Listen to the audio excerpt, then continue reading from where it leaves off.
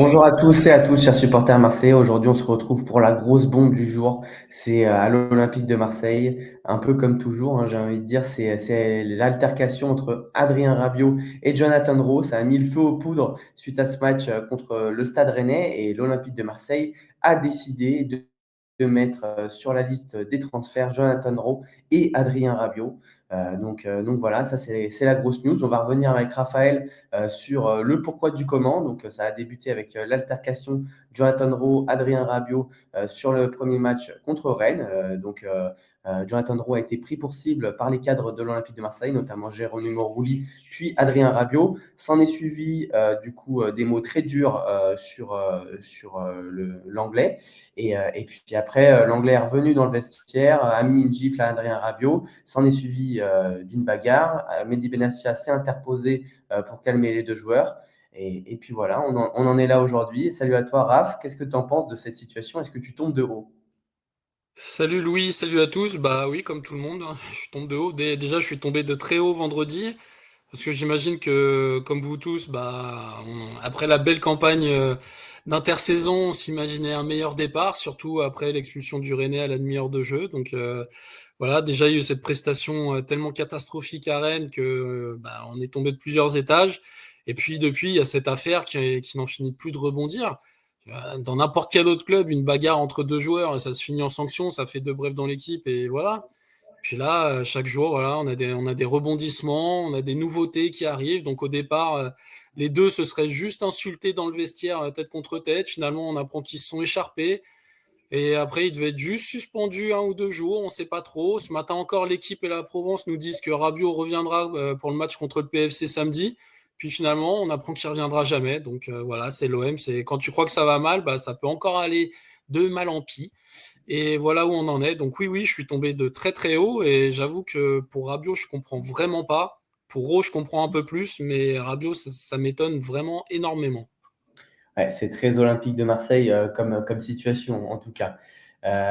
Donc, effectivement, ouais, les conséquences, tu en as parlé. L'OM a sanctionné directement les joueurs. On s'est dit que ça allait rentrer dans l'ordre, en tout cas se tasser. De toute façon, Jonathan Rowe a été mis sur le marché des transferts et était une vente prévue par l'Olympique de Marseille. Quant à Adrien Rabiot, alors, quelles sont les raisons? Manque d'investissement.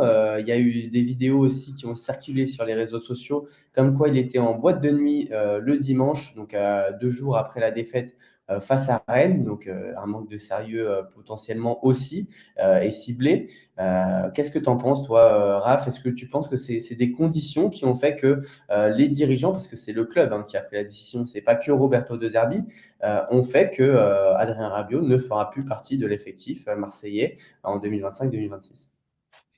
Moi, je trouve ça très très suspect tout ce qui se passe là actuellement autour de Rabiot parce que depuis qu'il est arrivé, il a été érigé en exemple par la direction et même par De Zerbi qui n'a pas manqué une occasion de faire des compliments sur lui, que ce soit en conférence de presse ou pendant les entraînements dans la fameuse série qui passe actuellement sur YouTube. Il n'arrête pas de parler de lui, de dire c'est un super pro.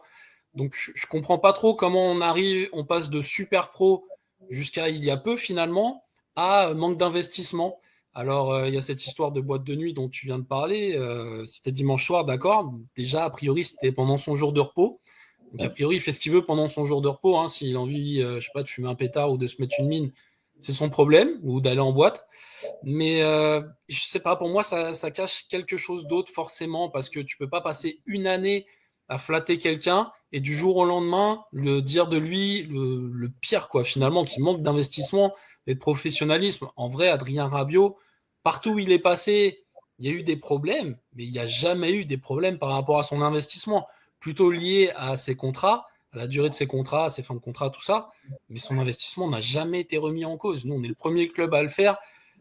Pour moi, c'est un prétexte. J'ai aucune information, mais pour moi, il y a eu autre chose. Il y a peut-être eu un coup de fil avec De Zerbi qui a dégénéré ou avec Benassia, j'en sais rien. Mais là, c'est trop gros pour être vrai. Pour moi, ça cache quelque chose. Je sais pas ce que tu en penses, mais c'est trop gros pour moi. En tout cas, le seul point positif, c'est que l'Olympique de Marseille veut faire passer le message que l'institution, c'est ce qu'il y a de plus fort et aucun joueur ne passera au-dessus de l'institution OM. Donc ça, c'est le seul point positif, on va dire. Après, on va perdre 2 joueurs, forcément, d'une bonne qualité en plus de ça. Mais c'est vrai que moi, au-delà de ça, ce que j'ai trouvé, c'est le bashing envers Jonathan Rowe de la part des cadres qui ont tous parlé après un mauvais match. Alors, hormis Geronimo Rulli, pour moi, il y en a aucun qui aurait dû parler suite à ce match-là. On rappelle que dans la presse, ceux qui auraient parlé, c'est Adrien Rabiot en premier, hein, forcément, Geronimo Rulli, Leonardo Balerdi et Pierre-Emile Hochberg. Alors pour le dernier, moi je comprends absolument pas parce que ce dernier n'est absolument pas au niveau de toute façon pour l'Olympique de Marseille depuis déjà une bonne demi-saison. Certes, il a fait quelques bons matchs, mais c'est clairement insuffisant quand on le voit trottiner face à Rennes et c'est pas la première fois qu'il le fait quand on prend un but. Moi j'ai le souvenir de Nice, il m'avait exaspéré à ce poste-là. Clairement, Valentin Rougier cachait les manquements de Pierre-Emile Hochberg. Donc, s'il veut parler Hochberg, il n'y a pas de souci, mais qu'il assume sur le terrain avant. Pareil, Adrien Rabiot, il a été assez en dedans, j'ai envie de dire, sur toute la préparation. Et apparemment, le carreau, on va dire, de la part des supporters, il y a eu un engouement de la part sur Jonathan Rowe suite à sa bonne préparation. Et en fait, la hype euro n'est pas du tout passée vis-à-vis du vestiaire et notamment Adrien Rabiot. Et ça a été le bouc émissaire idéal suite à une défaite contre Rennes où, oui, Jonathan Rowe fait un très mauvais match. Ça, on ne va pas se le cacher. Mais est-ce qu'il méritait autant ce bashing-là quand les mecs, ils ne se regardent pas dans les yeux en fait. Chacun fait son mauvais match. Il faut tous se remettre en question. Qu'est-ce que tu en penses vis-à-vis de ça? Ouais, je suis assez d'accord avec toi. Si tu veux taper sur quelqu'un, tu avais le choix en fait à Rennes. Parce qu'il y avait les cadres, comme tu as dit, mais Gouiri, il a été comme pendant toute la préparation, totalement absent. Greenwood, il a été aussi transparent. Bon, lui, après, on sait qu'il est branché sur courant alternatif et il a brillé pendant la préparation, mais à Rennes, il n'a pas existé. Donc c'est tout le compartiment offensif qui a été mauvais. Le milieu de terrain a été dépassé.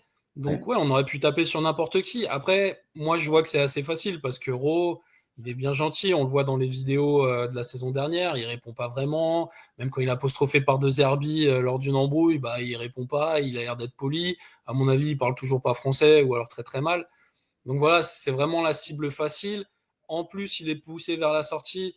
Je vois que depuis qu'il y a Pablo Longoria, souvent les joueurs que Longoria a envie de vendre sont stigmatisés sur un point. Donc voilà, là, il y avait cette histoire. Il a fait un mauvais match. Bah, venez, on lui tombe dessus. Comme ça l'incite à partir. Pour moi, c'est trop facile. L'euro, effectivement, c'est vraiment trop simple. Et comme tu l'as dit, les cadres, Rouli mis à part, bah, il ferait mieux de se remettre en question parce que Balerdi, ça fait quand même des années qu'il nous pond des boulettes à intervalles réguliers. Là, son alignement sur le hors-jeu, c'est une catastrophe. Højbjerg qui revient en marchant sur le but de Rennes, c'est pas bon. Adrien Rabiot qui joue trop face à des murs, c'est pas bon non plus. Donc voilà, Raw, cible facile. Mais encore une fois, tout ça, ça aurait dû mériter une franche explication, peut-être une ou deux claques dans le vestiaire, mais jamais ça aurait dû sortir et prendre de telles proportions, à mon sens. Au-delà de ça, moi je trouve que les dirigeants ne sont pas exempts de tout reproche. Quand on regarde toutes les informations qui filtrent dans les médias, notamment sur Jonathan Rowe, voilà, quand un joueur, tu l'as dit, n'est plus voulu par l'Olympique de Marseille, eh ben, on adopte des méthodes assez farfelues, notamment sur les réseaux sociaux, pour le faire partir. On invente des trucs ou alors on fait fuiter des trucs qui ne doivent pas forcément être fuités dans la presse. Et en fait, la puissance aussi de l'Olympique de Marseille, c'est les supporters. Donc forcément, quand il y a un engouement envers un joueur et qu'on met d'accord les supporters sur un joueur, c'est beaucoup plus facile de le faire partir. Là, je pense que l'Olympique de Marseille s'était mis d'accord sur une vente de Jonathan Rowe. Les supporters n'ont pas été d'accord. Il y a eu un engouement quand même sur les réseaux sociaux qui a été lancé parce qu'il y a de l'amour envers ce joueur qui a marqué les esprits avec des beaux buts. Et puis, c'est pas un méchant gars. On l'a vu dans les vidéos, on l'a vu en conférence de presse. On voit qu'il a le sourire, même si il est à polir là-dessus. Il y a pas de souci là-dessus. Mais très clairement, il y a eu un engouement et je pense que ça n'a pas non plus été apprécié par les dirigeants marseillais. Et puis derrière, on se retrouve avec un joueur qui se dit putain, ils veulent plus de moi, ils veulent me faire dégager. Et forcément, ça entraîne un conflit. Et puis derrière, un cadre comme Adrien Rabiot n'est pas capable de garder ses nerfs, on va dire, et puis se remet pas en question comme la plupart des cadres à l'Olympique de Marseille.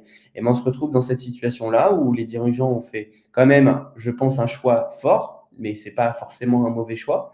Parce que voilà, ils placent l'institution au-dessus de tout. C'est vrai que malgré tout ce qu'ils ont pu faire, on va dire, de faire fuiter des trucs, et ben, la bagarre, tout ça, ça a rien à faire dans le monde du foot. Voilà. D'ailleurs, je rebondis sur ce que tu dis. L'an dernier, pour faire partir Chancel Mbemba, il y a eu une altercation avec le bras droit de Benassia. Ouais. Voilà, donc c'est un petit peu facile. Du coup, comme il y a l'altercation, attends, il veut pas aller jouer avec la réserve, il veut pas s'entraîner. Bon, alors Mbemba, il faut vraiment qu'il parte. Laro, attends, et finalement, il s'en prend Adrien Rabiot, il le tape, allez hop, faut qu'il dégage.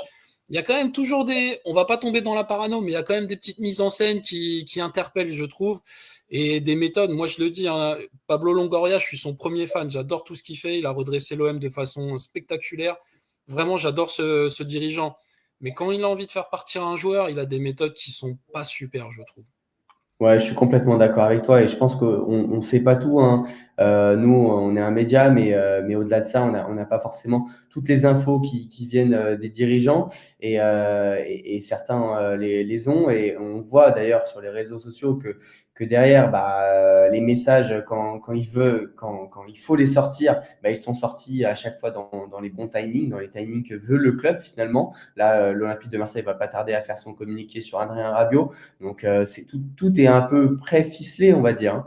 Donc, on ne sait pas tout, mais c'est sûr qu'on peut faire des liens et si on n'est pas dupe, les dirigeants de l'OM ont aussi, ont, en tout cas, ont eu une carte à jouer sur cette affaire Adrien Rabiot et Jonathan Roux. Je tiens à signaler quand même, parce qu'on va passer à la déclaration de Roberto De Zerbi.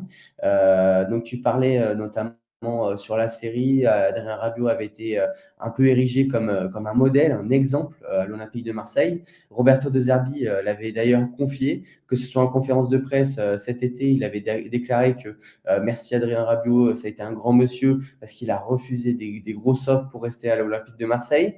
Il avait déclaré l'année dernière des Rabiot, il m'en faudrait 4 ou 5. Je lui ai demandé s'il avait des frères, mais malheureusement, il ne joue pas au foot. Comment t'expliques, Raph, ce revirement de situation, un peu de 0 à 100? C'est assez dingue quand même. Bah, pour moi, il y a eu prise de bec entre les deux. Je vois pas d'autres explications en fait, parce que même si admettons qu'il trouve que Rabiot n'est pas en forme actuellement, ce qui peut se comprendre, hein, on sort d'une préparation, grosse préparation pour bien figurer en Champions League évidemment, donc organisme un petit peu fatigué parce que les prépas à l'italienne c'est toujours comme ça. Donc même s'il n'est pas satisfait de lui, il peut le mettre sur le banc, il n'y a pas de problème. Son comportement, j'y crois pas. Encore une fois, tu peux pas dire pendant un an que le gars est hyper professionnel, qu'il est formidable et du jour au lendemain il vrille. Rabiot, c'est pas ça. Il a joué à Paris, il a joué à la Juve, il a joué dans un club qui est plus grand que l'OM. La Juve, c'est plus grand que l'OM, il y a plus de pression. Donc si sa tête a pas vrillé quand il était à Turin, c'est pas à Marseille qui va vriller. Donc pour moi, il y a dû y avoir une explication. Surtout que, encore une fois, quand les journalistes ont retranscrit ce qui s'est passé à Rennes, De Zerbi s'en est pris à Raw en disant si Adri te dit ceci ou cela, c'est pour ton bien ou c'est pour autre chose. Donc encore une fois, il le prend en exemple là-bas à ce moment-là. Comment on peut arriver, on peut passer de vendredi soir, tu es toujours un exemple, tu as le droit d'engueuler tes partenaires plus jeunes, à finalement je compte plus sur toi, j'appelle ta mère pour lui dire. Bah, pour moi, il y a eu un coup de fil ou une explication qui a dégénéré entre les deux. Je vois pas. Personnellement, je vois pas d'autre explication. Peut-être que tu en as une. Non, non, non, et je trouve ça assez dingue d'ailleurs que ça sorte de la bouche de la maman de Adrien Rabiot, Véronique Rabiot, que du coup le club a pris à part ce lundi apparemment les deux joueurs et leur ont communiqué du fait que l'Olympique de Marseille allait les mettre sur la liste des transferts. Et puis derrière, bah, ça sort de la part de Véronique Rabiot. Ça aurait dû sortir directement par le club avant de sortir comme ça, parce qu'on sait que de cette manière, de la façon dont ça sort, ça va exploser. Donc, encore une fois, moi je me pose la question ici, est-ce que c'est pas voulu par l'Olympique de Marseille que ça explose tout simplement par les dirigeants, que cette situation, on se dise, ah bah finalement Adrien Rabiot, il n'était pas si bien que ça, que Jonathan Rowe, il n'était pas si bien que ça non plus, ah tiens, les deux ils sont fautifs, donc on s'en débarrasse. Pourquoi pas? Moi, je pense qu'il y a un plan derrière tout ça. Après, Louis, si pour aller dans ton sens, il y a un plan, enfin dans notre sens, parce que je pense la même chose, s'il y a un plan, ils sont mal tombés avec les Rabiot, parce que Mbemba, tu peux le mettre au placard pendant un an, ça fait pas de bruit. Ro, tu peux lui dire de dégager de la façon que tu veux, ça fera pas de bruit. Les Rabiot, ils se laissent pas faire, hein, ils se laissent pas marcher sur les pieds. Alors s'ils ont pas eu peur du Qatar, je pense pas que ce soit les dirigeants de l'OM qui vont les intimider. Donc à mon avis, là, ils sont partis à la guerre avec la mauvaise personne. C'est très très mauvais calcul et en plus, si vraiment ils veulent la guerre avec eux et donc ça s'inscrit dans la durée, ça va plomber le vestiaire d'une façon cataclysmique. Vraiment, c'est se plomber d'entrée pour rien du tout. Déjà qu'à Rennes, on a fait n'importe quoi. Sportivement, on n'est pas bon, mais si en plus tu mets le feu au vestiaire avec lui, on va pas s'en sortir, quoi. La famille Rabiot pourrait nous coller un procès, hein. On les connaît, hein. Il n'y a pas de souci là-dessus, ils trouveront quelque chose. En tout cas, ça reste quand même deux joueurs très importants pour l'Olympique de Marseille. Alors peut-être un peu moins Jonathan Rowe, surtout qu'il y a déjà son remplaçant en son nom, Pek Chao, mais il est toujours blessé. Donc on va voir comment Roberto De Zerbi va composer son 11 samedi à 17h contre le Paris FC. Mais pour remplacer Adrien Rabiot, qui tu verrais? Moi, je me suis dit qu'il y a le Milan qui est intéressé par Adrien Rabiot. Je pense que le plan de l'Olympique de Marseille, ça va être un échange tout simplement avec Ismaël Bennacer. Alors, je trouve l'opération totalement farfelue et complètement pas bénéfique du tout pour l'Olympique de Marseille parce que pour moi, Adrien Rabiot, c'est quand même un joueur bien au-dessus de Ismaël Bennacer. Surtout quand on regarde la condition physique. Allez, au prime de Bennacer, on peut parler. Mais là, aujourd'hui, c'est plus du tout le même Bennacer qu'il y a 3 ans. Donc, moi, je trouverais ça un mauvais deal, mais je pense que Marseille va envisager ce deal-là. Également, il y avait un accord de 10 millions d'euros pour un départ d'Adrien Rabiot. Est-ce que ça tient toujours avec l'Olympique de Marseille, sachant que forcément, il y a une petite embrouille entre dirigeants et Adrien Rabiot, et Marseille pourrait en demander à ses concurrents beaucoup plus. Alors, c'est plus Fabrizio Romano, là, c'est Luigi Cristiano. L'échange avec Benacer, je l'avais pas vu. Mais en tout cas, c'est très très bonne idée parce que c'est vrai que Benacer est revenu dans l'actualité. Alors, Ouais. pour revenir à Rabiot, je pense que la seule bonne nouvelle dans l'histoire, c'est qu'il y a la Coupe du Monde à la fin de la saison. Donc, il peut pas se permettre de saison blanche, plusieurs mois sur le banc ou quoi que ce soit. Donc, vraiment, il doit jouer et donc il doit partir s'il y a réellement conflit.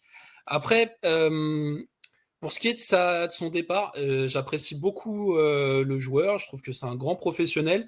Mais sur le terrain, je l'apprécie pas beaucoup. Je trouve que pour jouer en numéro 10 comme De Zerbi le mettait dernièrement, il n'est pas assez rapide, que ce soit dans son jeu ou même avec son grand gabarit. Et plus bas sur le terrain, je ne le trouve pas assez bon au niveau défensif. Donc, qui quitte le 11 de départ, moi, ça me dérange pas. On en a parlé un petit peu avant. Mettre Harit en attendant qu'il y ait un meilleur joueur qui vienne, je trouve ça pas mal. Mettre Gouiri, c'est aussi une bonne idée si on met Aubameyang plus haut une fois que Peshao sera revenu. Donc, je pense que les deux sont assez facilement remplaçables à l'heure actuelle. Et si en plus on arrive à faire un Zegrova ou un autre élément offensif dont on n'a pas parlé pour le moment, bah finalement ce sera peut-être un mal pour un bien.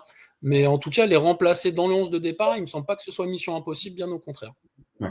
Moi, le seul vrai point positif, en tout cas, que je trouve au départ d'Adrien Rabiot, ça va être la remise en question des cadres de Roberto De Zerbi, notamment alors je vais le cibler, mais Pierre-Emile Hochberg. Moi, je trouve que personnellement, il doit être mis en concurrence très rapidement par l'Olympique de Marseille, parce qu'il ouvre, en tout cas, bien, et il peut incriminer d'autres joueurs, mais je le trouve pas au niveau, moi, personnellement, pas aux attentes.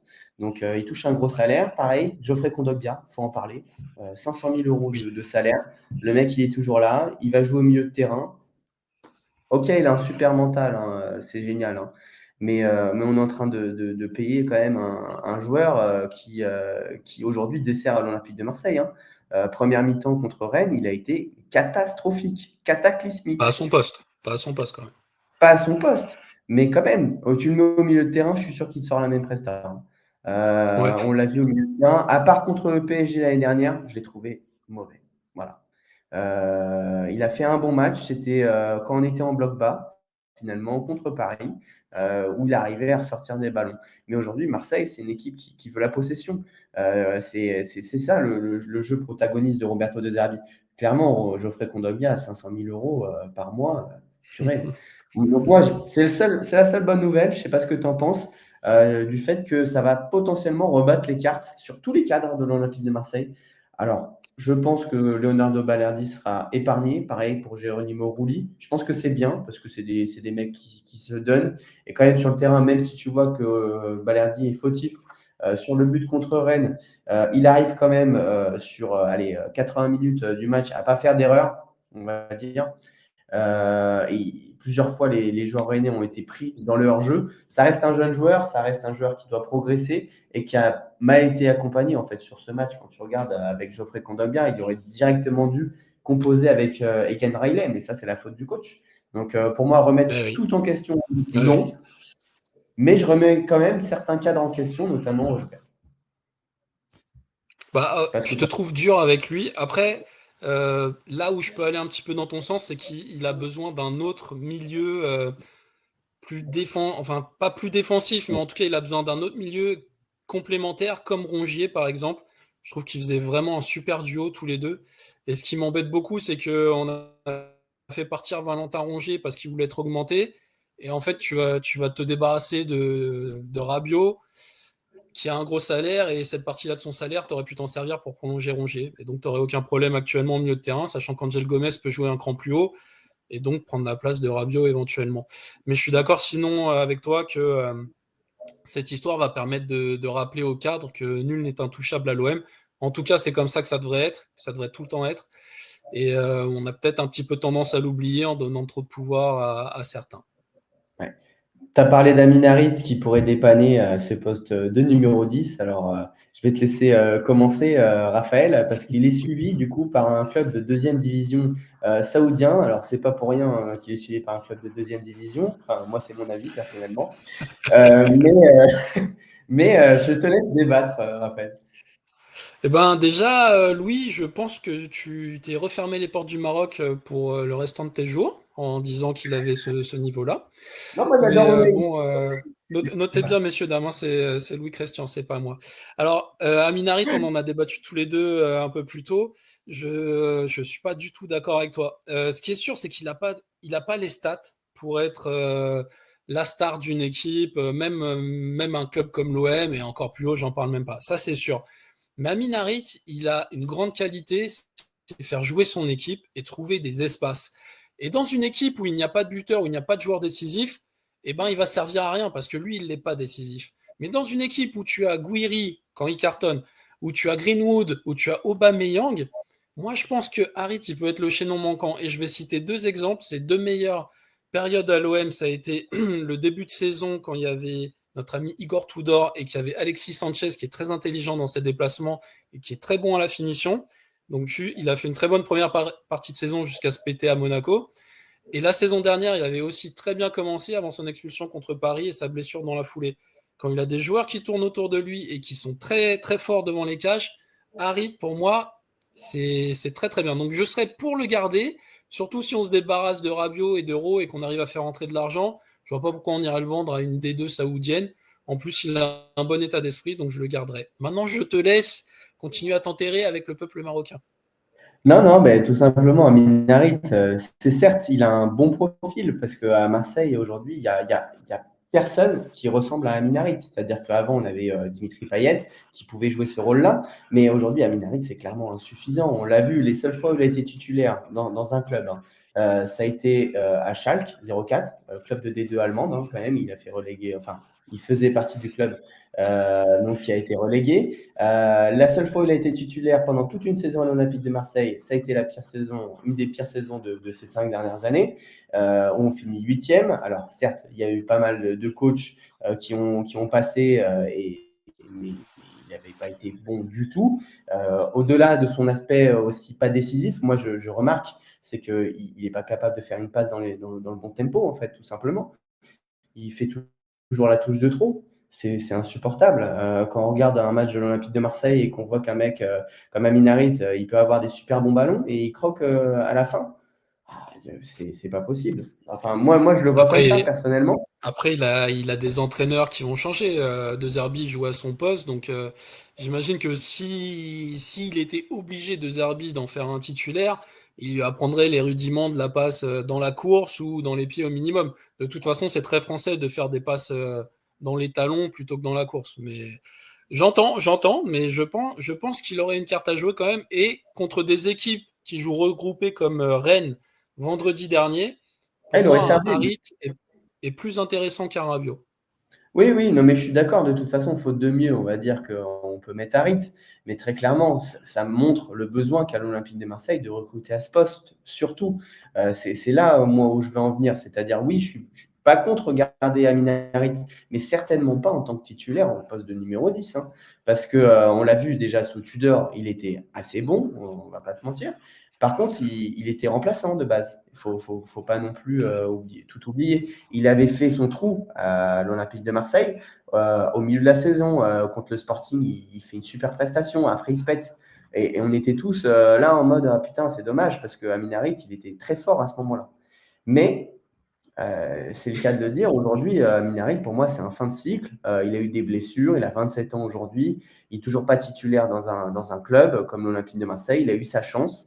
Alors oui, pour le garder en tant que remplaçant, mais il faut très clairement un mec qui soit capable d'être numéro 10 à l'Olympique de Marseille et certainement pas pour moi à Minarit. Mais bon, ça après, ça n'engage que moi. Je sais qu'il y a des pro-partisans à Minarit. Moi, personnellement, je serais plus pour relancer un mec comme Azzedine Ounahi qui Oh, sort d'une bonne saison avec le Panathinaikos, personnellement, mais pas à poste de numéro 10, hein, mais pour concurrencer André Gomes. On est très clairement en sous-nombre au milieu de terrain. Je me dis qu'un ok. Unai, si tu n'arrives pas à le prendre, pourquoi pas? Donc toi, tu veux deux joueurs qui se replacent en marchant quand il y a une contre-attaque adverse. C'est ça. Un bon duo qui marche, ça. Parfait. Moi, Non, je le verrais merci plutôt Unai. remplaçant, Il a eu mais sa chance, c'est bon. ah bah Minarit, c'est le cas de le dire, il a eu aussi sa chance. Mais bon. Bon. On va parler de la grosse surprise aussi, parce que mine de rien, il y a Adrien Rabiot qui va partir, Jonathan Drouot qui va partir, mais il y a la news qui sort quasiment en même temps, Facundo Medina qui se serait blessé à l'entraînement. C'est quand même, on va dire, un mardi noir, non? On a tous les ingrédients pour une bonne saison de merde. Voilà. Alors, c'est dans ces cas-là que la bascule s'opère. Soit les joueurs et les dirigeants arrivent à maintenir le cap, à rester positifs et à enclencher une bonne dynamique contre le PFC. Et dans ce cas-là, on se dit, ah, on est plus fort que les éléments, que le malheur, tout ça. Soit bah, on sombre avec le navire. Et le problème, c'est que depuis 20 ans à l'OM, on est plutôt du genre à accompagner le Titanic au fond de l'océan. Donc voilà, Medina qui se blesse, c'est un coup dur, c'est sûr. Mais après, comme tu l'as dit tout à l'heure, Egan Riley, pour moi, il mérite sa chance en Oui, défense centrale, hein. Il a été très très bon pendant toute la préparation et même à Rennes, que ce soit à droite en première mi-temps ou dans l'axe en deuxième, je l'ai trouvé vraiment excellent. Donc Medina, c'est un coup dur. Faut pas se laisser battre, faut voir la vie en rose, même si on est bleu ciel et blanc. Et bah, on a quand même un remplaçant. Donc je serais pour faire confiance à la vie. ouais, non, mais moi, là-dessus, je te suis, hein, Egan Riley, d'ailleurs, je comprends pas du tout le choix de Roberto De Zerbi, parce que faut en parler aussi. Ça a été un coupable sur le match contre Rennes. Alors, les mecs se sont pris la tête après le match, mais alors lui, ils auraient dû aussi lui prendre la tête. C'est quoi cette composition d'équipe? On fait toute la préparation avec des mecs Mais à oui, en leur poste. plus, il annonce. Ouais, il l'annonce titulaire. Il l'annonce Il, a- il- titulaire. voilà, il l'annonce la semaine d'avant. Donc il dit tu vas jouer titulaire, mais finalement tu vas jouer titulaire, mais à droite. Pas cohérent. C'est incompréhensible. Donc, même si Roberto De Zerbi nous sort quelques cagades dès le début, on se dit, tiens, il y a peut-être la fièvre, en tout cas à Marseille. En tout cas, moi, j'y étais la semaine dernière à regarder le match au Vieux-Port dans un bar. J'ai été très déçu, comme la majorité des supporters marseillais. C'est vraiment très décevant et je pense que Roberto De Zerbi, il faut aussi en parler. C'est pas parce que, certes, c'est la figure du projet, hein, il y a pas de souci là-dessus, mais si la figure du projet commence à écarter, on va dire, des mecs qui veulent aussi faire partie de ce projet. Je pense à Adrien Rabiot, ou alors mettre des bâtons dans les roues à des jeunes recrues qui méritaient de jouer vu la préparation. Et puis au final, on met Kondogbia, qui a très peu joué pendant la préparation, et qui est, on va le dire, il n'a pas fait une bonne saison depuis son arrivée. Ça fait 3 ans qu'il est là, ça fait 3 ans qu'il a peut-être fait 5-6 bons matchs. C'est quand même très pauvre. Et on le garde, on le garde. Moi, c'est une énigme, ça. Kondogbia, c'est une énigme. Je ne comprends pas. Je comprends. Après, mais je suis d'accord avec toi pour Roberto De Zerbi. Ça fait 1 an qu'il est là maintenant, il connaît tous les codes de Marseille, donc on le sent bien, hein, il joue beaucoup sur le fait d'avoir des coronesses, la passion, tout ça. Mais nous, ce qu'on attend de lui, c'est que dans un match comme à Rennes, ou des matchs contre Auxerre la saison dernière, ou Angers, bah, il trouve des solutions tactiques pour contourner les blocs et pas se faire piéger à la dernière minute comme des merdes, quoi. Et encore une fois, comme tu l'as dit, ces choix tactiques, enfin ces choix d'hommes, pardon, Kondogbia, c'est incompréhensible. Vraiment Et tu vas incompréhensible. voir qu'il va nous Et ressortir contre le Paris FC. Hein. Il sera là, hein, il sera non, titulaire. ah, Si, il sera c'est titulaire. Ah, c'est il va fou. nous Et ressortir. même en fin de match, comment tu peux dire, alors que tu es à 11 contre 10 dans les dernières minutes, comment tu peux laisser tes défenseurs jouer la ligne? Quel intérêt? Tu es en Ouais. supériorité numérique. Tu dis à Balerdi qui joue dans sa moitié de terrain. Et de toute façon, les Rennais, ils faisaient que balancer des ballons. Pourquoi aller jouer la ligne? Et c'est à toi, coach, de dire ça. Je crois que c'est Nyang qui l'a fait, qui l'a souligné ce point-là. C'est un point tactique. Moi, personnellement, qui ai grandi à l'époque du calcio, maître de l'Europe et du monde, pour moi, les Italiens, c'est les rois de la tactique. Et De Zerbi, en vrai, il me donne pas cette impression. Il me donne l'impression d'avoir un schéma et pas de plan B. Et à chaque fois que tu tombes sur des équipes qui te bloquent, eh ben, il n'y a pas de plan B. Donc tu restes là, te taper la tête contre un mur et à te prendre un contre à la fin. Et tu ressors énervé. Après, tout le monde se met des gifles. Et après, nous, on est là à faire des vidéos, à être énervé aussi. Voilà. C'est ça, c'est ça. Dernière question, Raphaël. Tu la sens bien cette saison ou pas? Alors, pour les plus anciens, rappelons que la saison 88-89 a démarré avec, je crois, une défaite et 2 nuls, ou 2 défaites et 1 nul. Gérard Banani renvoyé, Gérard Gilly est arrivé et nous a mené au doublé. C'est une exception qui ne confirme absolument pas la règle. Voilà, bah non, en vrai, je la sens pas terrible parce que bon, ça a l'air d'être assez compliqué l'ambiance dans le vestiaire.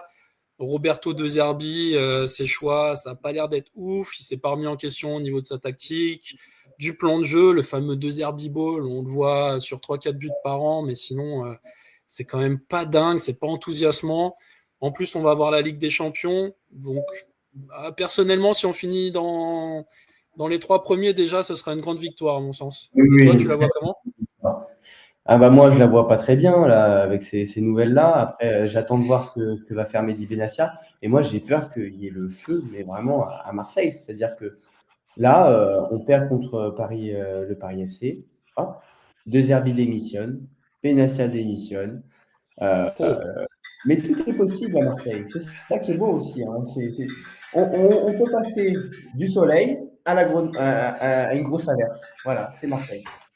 ouais. On a quand même beaucoup, beaucoup d'averses sur Marseille, hein. Bizarrement, alors qu'il y a beaucoup de soleil dans la vraie vie, sur l'OM, il y a quand Ouais. même énormément d'averses.